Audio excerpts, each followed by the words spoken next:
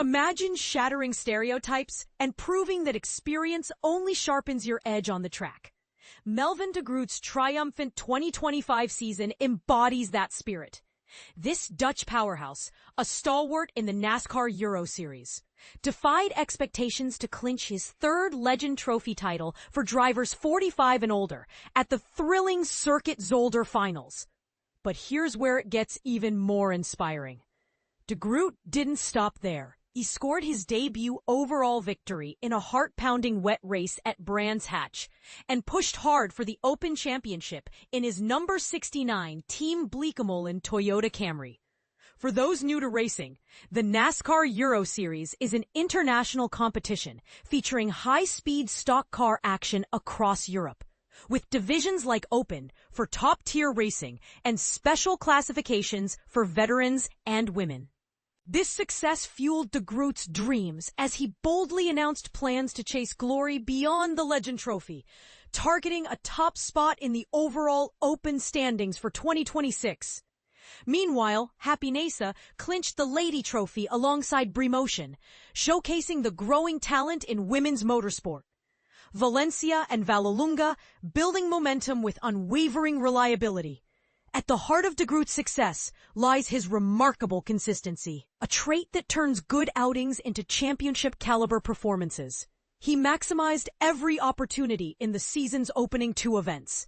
In Spain's Valencia round, the Dutch driver secured the first Legend Trophy win on Saturday and edged out to second place on Sunday, just behind Kenko Miura, who surprisingly grabbed an overall podium finish for the first time in 7 years. This put Miura temporarily ahead in the Legend Trophy, but his absence from the German circuit allowed de Groot to surge forward.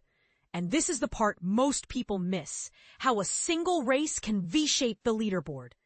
At Italy's Vallelunga, de Groot narrowly lost to Claudio Capelli in the first race, but flipped the script in the second, securing a top 5 spot both days and building a commanding lead. This set him up perfectly for the highly anticipated NASCAR GP UK at the iconic Brands Hatch Indy Circuit, known for its challenging layout and massive crowds.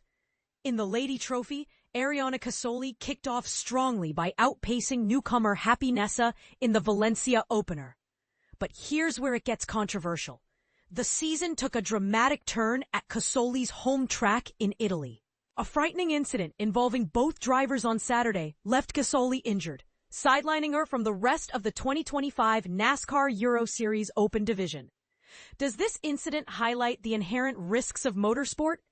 Or should stricter safety measures be enforced to protect competitors? It's a debate worth pondering. What are your thoughts on balancing excitement with safety in racing? Feel free to chime in below. Brands Hatch, a rain-soaked triumph and dry dominance. Just as the open field roared onto the track in Brands Hatch, the sky unleashed a downpour, turning the race into a slippery spectacle. Mastering wet conditions is no small feat. It demands precise tire choices, adaptive driving, and nerves of steel as traction becomes a fickle friend. Yet, in one of the most electrifying open races ever, de Groot battled through the chaos, executing a stunning overtake on Thomas Toffel in the final laps to claim his first overall win. Picture the exhilaration, a seasoned veteran realizing his lifelong goal against the sport's elite. The Dutchman celebrated extravagantly, proving his prowess wasn't confined to his age group.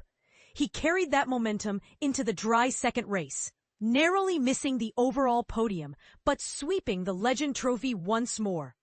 This Brands Hatch double not only widened his gap in the special classification, but also propelled him to the top of the Open standings heading into the summer hiatus.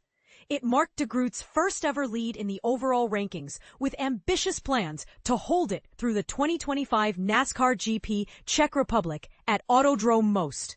With Casoli out for the season, Happinessa claimed the Lady Trophy victories in the UK. She admitted, though, that triumphing without her primary challenger felt bittersweet, underscoring the competitive spirit that thrives on rivalry. Most and Oschersleben, overcoming adversity and refocusing. De Groot arrived at Most with strong qualifying, but a mechanical glitch forced him to start from the pits, a setback that could derail any driver.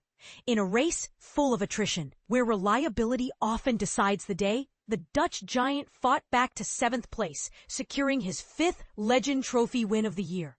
He mirrored this resilience in the second race, solidifying his reputation as a steady force in the division. Capelli, however, stole the Legend Trophy spotlight that day and continued his hot streak in Oschersleben, Germany. The Italian dominated both class races and cracked the overall top 5. De Groot faced tougher times, finishing outside the top 10 for the first time and settling for second in the special classification. With points slipping to the overall frontrunners and Capelli closing in after the first playoffs round, De Groot wisely pivoted to defending his Legend Trophy lead at the finals. Happinessa, meanwhile, adapted to the powerful Euro NASCAR machinery in the Czech Republic and Germany, adding more Lady Trophy wins while honing her skills. Zolder, clinching glory with precision, heading into the Belgian finals at Zolder, just 25 points separated De Groot from Capelli, with 2 races left. On the surface, it seemed De Groot was in a safe position. But the double points on offer, a common playoff boost to amp up the drama, and echoes of Germany's challenges meant he needed flawless performances. And that's exactly what he delivered. Fending off Capelli for the Legend Trophy in the first race, and driving strategically to lock in the overall victory in the second.